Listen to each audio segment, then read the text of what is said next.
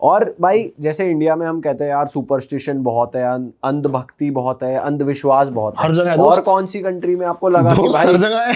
अच्छा जापान में जाओ आप। जापान का कैसा कल्चर है? जापान में एक मंदिर सा है, उसमें एक वो बना रखा है पत्थर के बीच में छेद। एक चिट्ठी लो, उस चिट्ठी पे अपनी इच्छा लिखो, भाई चौंक जाओगे आप। उस चिट्ठी पे अपनी इच्छा लिखो और उस पत्थर के छेद में से निकलो। पतला सा है, पतला आदमी निकल सकता है, मोटा आदमी नहीं निकल पाएगा, ये निकल जाएंगे, ठीक है, लेकिन डोले पिसकाने पड़ेंगे। उसमें से निकलो, वापिस आओ और वो चिट्ठी चिपका दो। वो मानते हैं इच्छा पूरी हो जाएगी। और लोगों ने भाई क्या क्या लिखा हुआ था, मैं चाहती हूँ उसकी जिंदगी बर्बाद हो जाए, मैं चाहता हूँ उसका ब्रेकअप हो जाए, मैं चाहता हूँ वो लड़की मेरे बस में आ जाए। Mainly relationship issues, but negative, too much negative. Japan एक ऐसा देश है जिसके बारे में बोला जाता है कि यहाँ आपको कुछ भी मिल सकता है। Anything you think about you can get it in Tokyo, Japan. वहाँ पे यूज्ड पैंटीज तक बिकती हैं, ऐसी अफवाह है।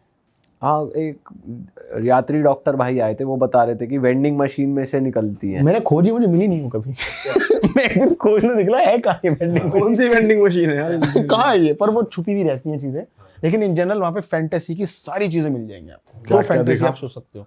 वहाँ पे लव होटल्स खुले हुए यार, लव होटल्स, बड़े तगड़े चीज होती है वो। अरे मैं तो गलती से घुस गया था एक बार लव होटल में, मुझे क्या पता लव होटल है। मैं तो कमरा देखा, सुंदर लग रहा, लाल रंग का कमरा है, गोल बेड है, बाथिंग टब है रूम में, चेयर वेयर रखी है अजीब सी, पोल वोल बने हैं, मैं कैसे में रहेंगे आज रात को। गया, कह रहे आप अकेले हो? हाँ अकेले हो, हाँ सच में कोई नहीं आपके साथ? नहीं, एंजॉय योर स्टे। तो अंदर किया, मैंने लाइव स्ट्रीम ऑन कर दिया। गाइस देखो कितना सुंदर कमरा है। बोले भाई तुम रेड रूम में आ गई। अपने साथ ही करोगे क्या? भाई मुझे नहीं पता क्या। ऐसा गोल बेड, कमरे के अंदर बाथरूम, उसमें नंगे नहा सकते हो आप, पोल्स बने हुए डांसिंग करने के। मुझे बाद में समझ आया, अच्छा ये था क्या ये।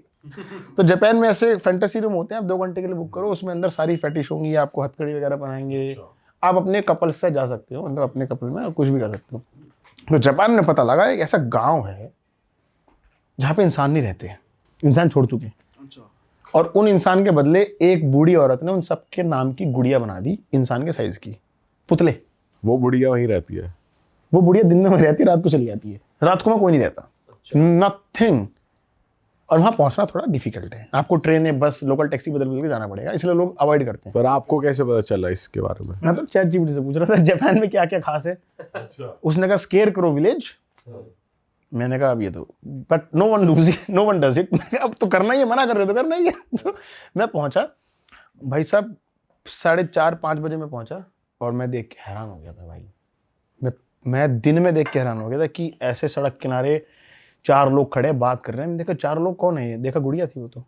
दे लुक रियल मैन, उनके बाल हैं, हर बंदे का कैरेक्टर है, ड्रेस है, हर बंदे की स्टूडेंट होगा, टाई होगी, वो साइकिल पे खड़ा होगा बंदा, साइकिल असली उसके नीचे लगा रखी। तो बड़े बड़े मतलब वो पपेट्स बना रखे प्रॉपर साइज के हैं। और मैं जब पहुंचा तो मैंने कहा वेरी गुड, अच्छा है, चलो देख लिया, हो गया, वापस चलते हैं। बोले अब तो लास्ट बस तो चली गई। और वो सन्नाटा, सब चले गए। मैनिक्विन टाउन लग रहा है एक तरीके का। मैनिक्विन टाउन जो ये पुतले जो होते हैं, मैनिक्विन। मैंने इस बारे में सुना नहीं। हाँ ये भी कहते हैं उनको, मतलब कि वही प्लास्टिक के पुतले टाइप। प्लास्टिक के नहीं, वो क्या करती थी, वो असली अखबार भर के उनके अंदर, वो देवर फ्लेक्सिबल। तो अब वहां से सब गायब। 5 बजे मैं कहा वापस कैसे जाए, सब गायब। और फोन में उनकी बैटरी गिरने लगी, दिन गिरने लगा। तो मैंने अपना बैग कहीं रख दिया सड़क किनारे, कोई था ही नहीं डर। और जापान में डर लगता भी नहीं ऑनेस्टली। तो मैं 2 घंटा घुमा हूँ, खटकाया दरवाजे, पानी, खाना, होटल, रेस्टोरेंट। और घर कैसे बने हुए हैं, मतलब ठीक है? फिर कोई रहता ही नहीं उनमें, घर है बस खाली, अबेंडेंट, सब अबेंडेंट। और अंदर फर्नीचर वर्नीचर सब रखा है अंदर, किचन फर्नीचर सब है, छोड़ धूल धड़क्कड़ पूरा, मकड़ी के जाले। हाँ सब। 1-2 में मैं खोला, अंदर कोनिचिवा, मतलब हेलो कोनिचिवा को गया नहीं रहा। मुझे लगा कोई ये ना लगा दे। और अंदर पुतले नहीं है जैसे बाहर दिख रहे हैं आपको, कि घर के अंदर भी पुतले लगा रखे हैं, डॉल। घर के अंदर एक घर में थी और उसी घर में रुका था मैं। 2 घंटे में घूमा भाई, पानी तो मिल जाए। तो वहाँ एक नदी सी वो बह रहा था, नाला सा, और उसमें बुढ़ा अंकल खड़ा था। मैंने कहा अंकल पानी। 2-3 किलोमीटर आगे जाके अंकल ने पानी दे दिया। मैं कहा चलो एक बुढ़ा तो है अभी। ठीक है। मैं वापस 3 किलोमीटर आया बैग देखने अपना, तो मैंने एक घर खोला। उसमें अंदर कम से कम 50 गुड़ियाँ थी, अलग अलग सबके रोल थे। मैंने कहा मुझे क्या मतलब है, गुड़िया है बैठी अपना ऐसे करके, मुझे क्या मतलब है। मैंने फ़ोन चार्ज लगाए, बिजली थी वहाँ, और मैं बैठ के सोचने लगा अब क्या करें। अच्छा भाई, पहले वो जो आपको बूढ़े अंकल मिले उनसे आपने बात नहीं करी? और बस पानी लिया चला गया, क्योंकि इंटरनेट अच्छा काम नहीं कर रहा था, भाषा आती नहीं थी। मैंने तो कहा हाथ जोड़े, थैंक यू जी। ओके, बस मैं उससे पूछा था खाना है क्या कुछ, तो वो समझ नहीं पाए थे। मैंने कहा चलो निकल रहे हैं यहाँ से। अब मैं 7 बजे वापस आया तो एक आंटी आती है, बोलती है बेटा अब तो जाना पड़ेगा आपको, लॉक लगा रहे हैं। मैंने कहा कहाँ जाना पड़ेगा, जहाँ मर्जी जाओ। मैंने कहा आंटी मेरे पास कोई सोर्स नहीं है। बोलती बेटा इस गांव में रात को कोई इंसान नहीं रुकता, आपको यहाँ से जाना पड़ेगा, इट्स नॉट सेफ। मैंने कहा मेरे पे कोई तरीका नहीं है। मैंने उसके आगे लिटरली हाथ जोड़े कि मुझे रहने दो यहाँ पे रात को आज। तो उसने कहा कि आधा घंटा वो पता नहीं किससे फ़ोन पे बात करी, उसने कहा बस आज रात, और तुम्हारी जिम्मेदारी तुम्हारी खुद की, हमारी कोई जिम्मेदारी नहीं है, तुम अपने रिस्क पे रुक रहे हो। उसने बस एक बात पूछी तुम्हारे पास खाने पीने को है? मैंने कहा आंटी कुछ नहीं है। बोलते ठीक है। वो चली गई, 7 बजे चली गई, और मैं टॉर्च लेके घूम रहा हूँ। खाना यार खाना चाहिए, पानी चाहिए। फिर मैं दूसरी दिशा में गया तो एक बुढ़े अंकल और मिले। मैंने कहा अंकल खाना पानी जुगाड़ कुछ। वो ट्रांसलेट वहाँ चल रहा था। उसने कहा बेटा मैं कोई यहाँ आया जा रहा है मैं तो वापस। मैंने कहा अंकल खाना का जुगाड़ करा दो प्लीज। आपने किसी से बोला नहीं हिच हाइक कर दो यार, बाहर ही पहुंचा दो इस गांव के, या आपको रुकना ही था वहाँ? नहीं, मैं अपना सामान उस बिल्डिंग में रख के उस अंकल को ढूंढने गया था ना, वो जा रहे थे अपना। उस अंकल ने कहा फिर बेटा एक काम कर, मैं तुझे 1 घंटे बाद यहीं मिलूंगा। यार थोड़ा ना यार भूतिया फील आता, सही बताऊं।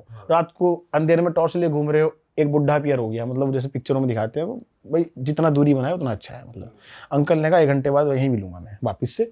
मैं अपने कमरे में आया वापस उस पर जगह पे, 1 घंटे बाद गया तो अंकल एग्जैक्ट 1 घंटे बाद हाथ में रामेन की 2 कटोरी 2 पैक करा के लेके खड़े थे। एग्जैक्ट 1 घंटा, 1 मिनट भी फालतू नहीं।